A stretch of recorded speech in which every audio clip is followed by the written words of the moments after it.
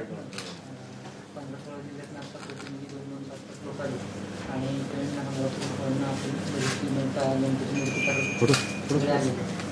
अडचण अशी झाली की आमच्या केंद्रीय प्रदूषण मंडळाने 14 मेला गाईडलाईन दिली. ती साधारण त्या गाईडलाईनमधल्या बऱ्याच चाचकाठी अशा आहे की पीओपीवर बंदी असेल किंवा रंगांची पीओपीच्या मूर्ती तयार शाडू आणि पीओपीचा जो हा आहे तर पीओपीच्या मूर्त्यांवर बंदी घालावी असं केंद्रीय प्रदूषण मंडळाने त्यांच्या गाईडलाईनमध्ये मार्गदर्शकांमध्ये काहीच्या सगळ्या दाखकाठी घातली. तर त्याचा परिणाम असा होऊ शकतो की आम्हाला पीओपीच्या किंवा मूर्त्या करण्यावर फार निर्बंध येतील आणि आम्ही ह्या सगळ्या प्रत्येक जिल्ह्यातला जो काही मूर्तिकार वर्ग तो कुंभार समाजाचे काही घटक आणि इतर सगळ्या घटकांमध्ये इतकी अडचण होऊन बसेल की आम्हाला मूर्त्या करता येणार आणि त्याच्यावर शाडूच्याचा आणि प्लास्टरचा काळकामवेगाचा वेग बसत नाही त्या कामामध्ये आणि त्या तकला जो असतात किंवा त्याच्या ट्रान्सपोर्ट नद्यांमध्ये आणि समुद्रामध्ये खूप मोठ्या प्रमाणावर पोल्युशन होतं कारण ते पटकन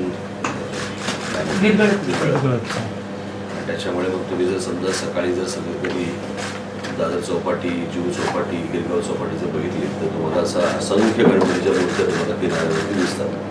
ते चित्र इतकं भेसून असतं इतकं वाईट असतं बघण्यासाठी ते इतक्या तुम्ही श्रद्धेने त्या गणपतीचं पूजन आपण करत असतो आणि त्या पूजन केल्यानंतर जेव्हा तुम्ही विसर्जन करता त्या सकाळी ज्यावेळेला किनाऱ्यावरती येतात ओटी भरती हा विषय नाही प्रश्न असा आहे की त्या किनाऱ्यावरती येतात आणि मग ते बघायला खूपच वाईट असतं ते अत्यंत विदारक असतं. अशा वेळेला जेवढं जमेल तेवढं तुम्हाला शाडूच्या गणपती बनवणं मातीच्या बनवणं हे जास्ती संयुक्तिक असेल असं आम्ही तुम्हाला या सगळ्या अख्ख्या चित्रावरनं तुम्हाला निश्चित सांगतो. कारण प्लास्टर ऑफ पॅरिसच्या तुम्ही आजपर्यंत आपण करत आलो परंतु त्याचे परिणामही दुष्परिणामही आपण बघत आलो सगळ्या गोष्टी. मला असं वाटतं त्यातनं काहीतरी वेगळा मार्ग तुम्ही काढला पाहिजे की ज्या समुद्रात किंवा नद्यांमध्ये विरघळतील देखील आणि तुमचं कामही सोयीचं होईल. प्लास्टरच्या विरघळतात फक्त त्याला जास्त वेळ लागतो आणि प्लास्टर मुळात प्लास्टर म्हणून प्रदूषण करणारा घटक आहे का? प्रश्न असा आहे की हा काय फक्त एकट्या तुमच्या मूर्त्यांमुळेच फक्त देशभरामध्ये पोल्युशन होते अशातला काही भाग नाही बरोबर आहे. त्यातला हा पण एक भाग आहे आणि त्याच्यावरती जर समजा तुम्ही एकमताने कुठेतरी विचार करून जर त्याच्यावरती काही मार्ग काढता आला तर बघा पहिली मी तुम्हाला एक गोष्ट सांगतो तर हे अशा काहीतरी गोष्टींमध्ये उद्या परत चीनमधनं काहीतरी येईल कळलं का की जे विरघळतं आणि मग ते लोकांना काय त्या पोल्युशन नकोय श्रद्धेने घरी आणतायत सगळ्या तयार मूर्ती त्या सगळ्या होतील. त्यापेक्षा मला असं वाटतं की तुम्ही कुठेतरी यातनं एक वेगळा विचार करणं आवश्यक आहे.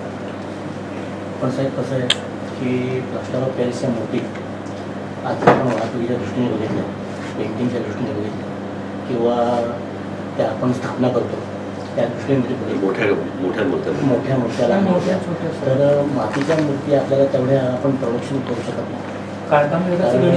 तेवढं आज परिस्थिती अशी आहे की महाराष्ट्रातल्या पूर्वी जी परिस्थिती होती की एखाद्या घरामध्ये ज्या मूर्ती बसायच्या पण आज विभक्त परिस्थितीमुळं घराघरात मूर्त्या बसतात आणि तेवढं प्रोडक्शन आज लाखो मला वाटतं त्या एका पेण तालुक्यातून नुसत्या लाखो मूर्ती आपल्या राज्यामध्ये आणि इतर संबंधित राज्यामध्ये त्याच्या पुढे अजून जाऊन अमेरिकेसारख्या देशात सुद्धा आपल्या मूर्ती एक्सपोर्ट दाखवल्या. तर एक्सपोर्टच्या दृष्टीने आणि वाहतुकीच्या दृष्टीने सुद्धा ह्या आपल्या ज्या प्लास्टरच्या मूर्ती एक्सपोर्टचा प्रॉब्लेम मला काही दिसत नाही कारण नद्यांमध्ये आणि समुद्रामध्ये काही विसर्जन करू देत नाही.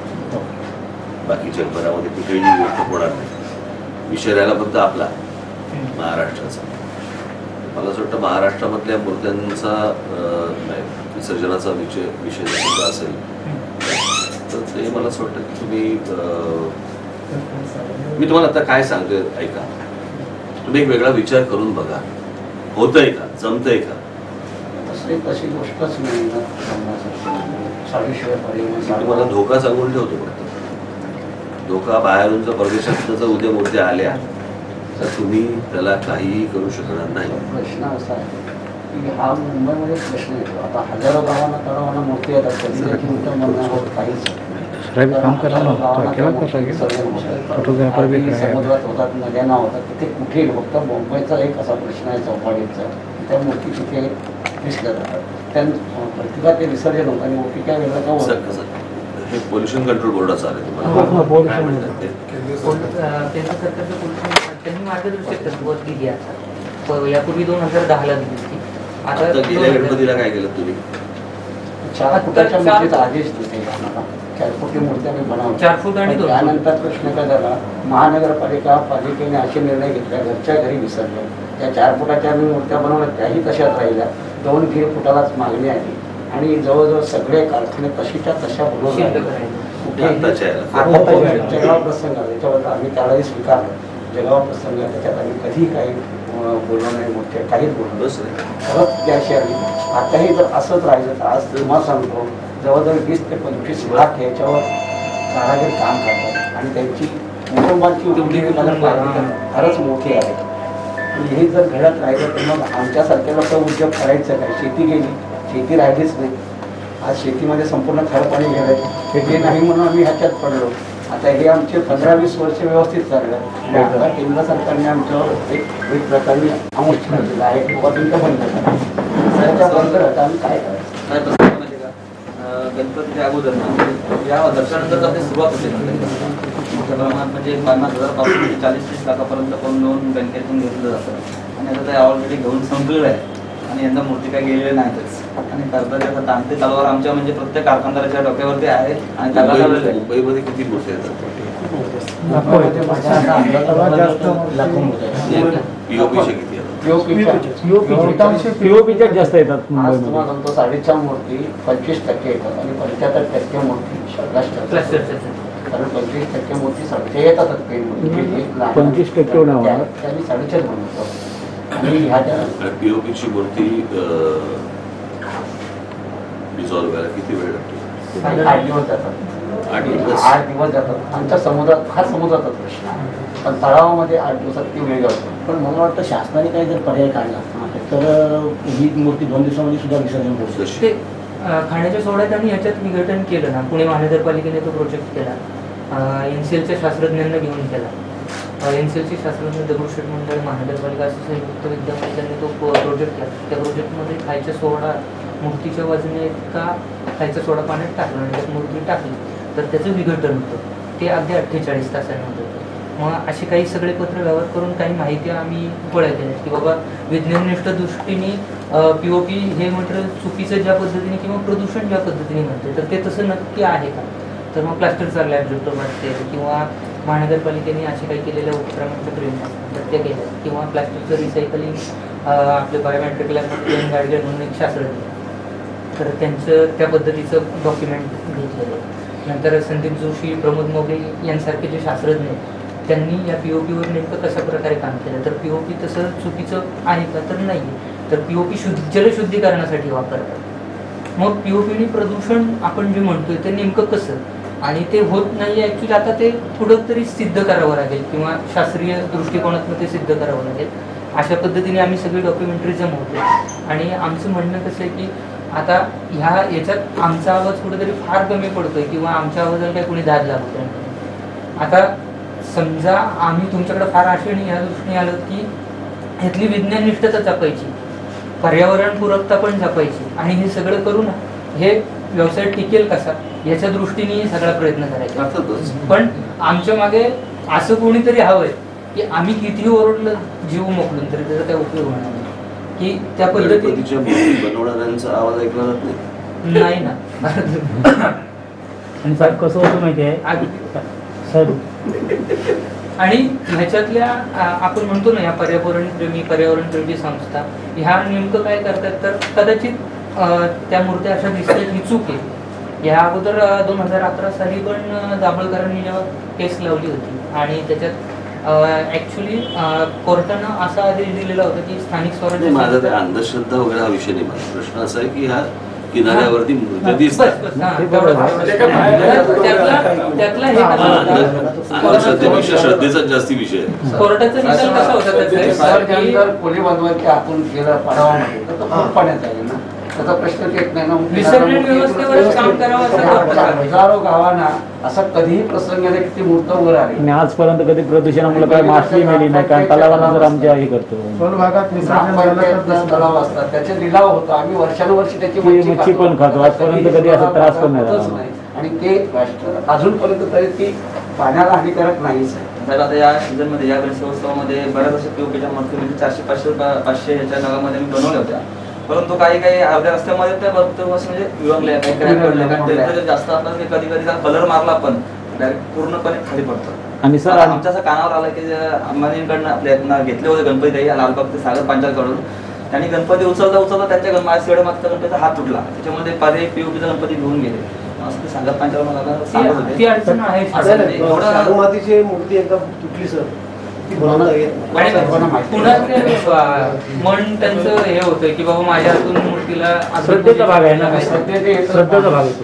तो शाडूची अडचण तशी एक काम करतो मी, विसर्जनाचे काय इतर मार्ग होतील हा. तुम्ही जरा सरकारशी बोलतो त्याच्या संबंधित कोणी लोक असेल ते सरकारशी बोलतो. साहेब याच्यावरती एक अजून एक कथा आहे, जे आपण आपल्या प्रत्येक वार्डामध्ये कृत्रिम तलाव निर्माण करतो ना, त्याच खर्चामध्ये जर कोळी बांधवांचे तलाव घेऊन ते जर खोल समुद्रामध्ये विसर्जन केलं ना, तर हा विटंबनेचा प्रश्नच येणार नाही. ते कसं म्हणजे काय सर कसं? वेगवेगळे हां तेच.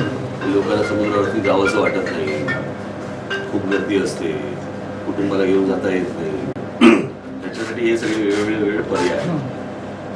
आम्ही साहेब महाराष्ट्रातून आता सध्या आलेलेच आहोत सर्व, पण पेण तालुक्यातून आम्ही आज जवळजवळ लाखो मूर्त्या पेण तालुक्यात तयार होतात प्लास्टर ऑफ पॅरिस. आणि जर पेण तालुक्यात जर प्लास्टर ऑफ पॅरिसवरती तसं जर हे बंधनं आली तर मला वाटतं आजच्या घडीला त्याच्यामध्ये बहुतांश आपला सुशिक्षित बेरोजगार होतो आणि ती एवढी बेकार परिस्थिती निर्माण होईल की त्यांना रोजगार उपलब्ध होणार नाही.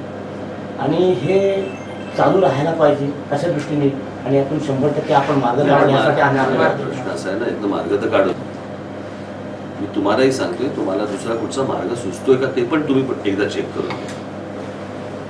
साहेब आता याच्यामध्ये जे लगद्याचं गणपती बनवतात ना, ते विसर्जन केल्यानंतर पाण्यावर तरंगतात आणि त्याचं प्रदूषण पण आहे, त्याला ते केमिकल वापरलं जातं, त्याच्यामध्ये पण प्रदूषण मला होतं. काय सांगितलं त्यातलं मला काही कळलं नाही. बरोबर आहे, तुम्ही जरा एकदा विचार तर करा याच्यावरती की बाबा याच्यावरती आपल्याला मार्ग काढता येईल का. मी लगेच तुम्हाला काही शाडूचा गणपती करा म्हणून नाही सांगितलं, नाही ना, पण याच्यावर दुसरा काही मार्ग निघतोय का. त्याचबरोबरीने मी सरकारमधले संबंधित जो कोणी व्यक्ती असेल त्यांच्याशी विचारून बघतो की बाबा ह्याला विसर्जनाचे दुसरे काही मार्ग समुद्रावरती होतील का.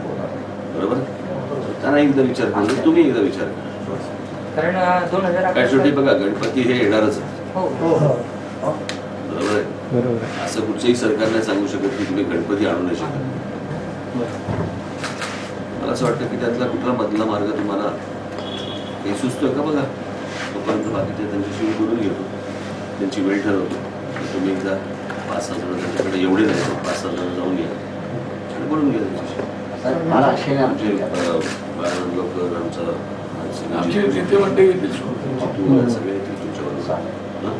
कारण 2011 साली पण तसंच म्हटलेलं होतं की विसर्जन व्यवस्थेवर काम करावं. ही 4 कोटी 2 कोटी आता जर मूर्ती झाल्या तर ते सगळे मूर्ती तशाच राहिले. आमच्याकडे 60-65 कोटीचं कर्ज आहे आज पेनच्या त्याची बाबतीत काय शासनाकडे त्यांना सुविधा करण्याची बाबतीत तसे शेतकऱ्यांना वगैरे कोणाची बँकाची बँकांचे सर. जवळजवळ 5 ते 6 बँका आहेत, राष्ट्रीयकृत बँका आहेत, आणि त्याच्यातून सगळे कारखानदार कर्जबाजारी आहेत. आणि यावर्षी आमचा माल विकलाच गेला नाही ना. जवळजवळ 60 ते 65 कोटी कर्ज आहे. आणि झाले काय आत्ताच्या अजिबात मूर्त्या बिलकुल खप नाही, त्या मूर्त्या तशा पडू नाही. मला जरा त्या बँकांची नावं लिहिली.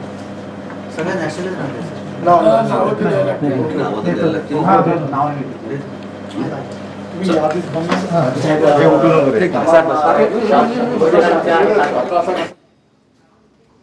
तमाम जे आलेले जे मूर्तिकार आणि कारखानदार बाहेर आहेत त्यांच्या सर्वांच्या वतीनं मी तुम्ही आम्हाला आता तुमचा आम्हाला वेळ दिला त्याबद्दल आम्ही खूप आभार मानतो आणि कौतुक करतो. तिकडे नितीन जरा राजसाहेब ठाकरेंचा विजय असो, राजसाहेब ठाकरे साहेबांचा विजय असो.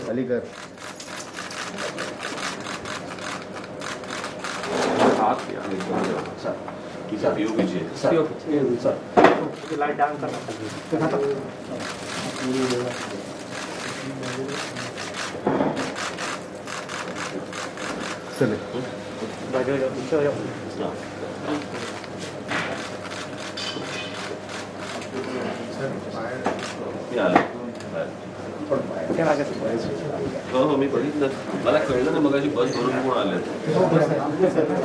सर्वजण कारखानदार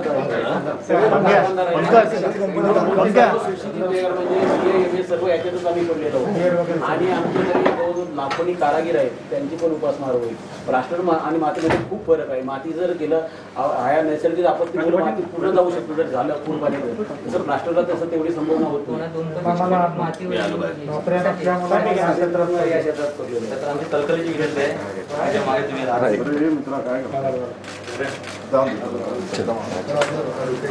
आम्हाला सर्वांनी रुपयाशी या माध्यमातून आम्ही करायला आलो.